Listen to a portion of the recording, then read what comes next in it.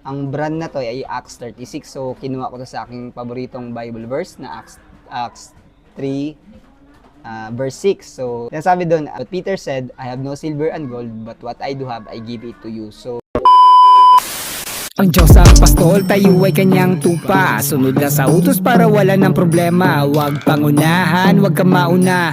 Bago ka kumilos, lagi antayin mo siya.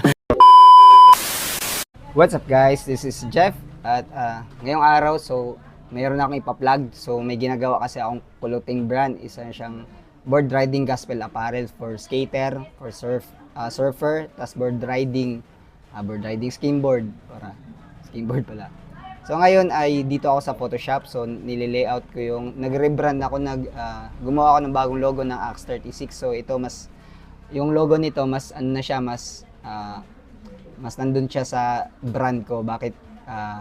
Bakit ganun yung gusto ko. So, ang brand na to ay Acts 36. So, kinuha ko to sa aking paboritong Bible verse na Acts 3, verse 6. So, nasabi doon, but Peter said, I have no silver and gold, but what I do have, I give it to you. So, yun yung naging identity ng brand ko. So, ito, sulo siya kasi yung tagline nitong brand na to ay give thy purpose. So, hanapin natin yung purpose natin tapos ibigay natin sa iba.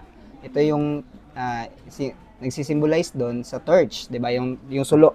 Yung sulo, sinisindan niya yung kapwa niya sulo. So, yun yung ano natin i-share about knowledge. So, itong ano naman, itong makita niyo yung oval na itim, yun yung parang board, skateboard. So, Acts 36.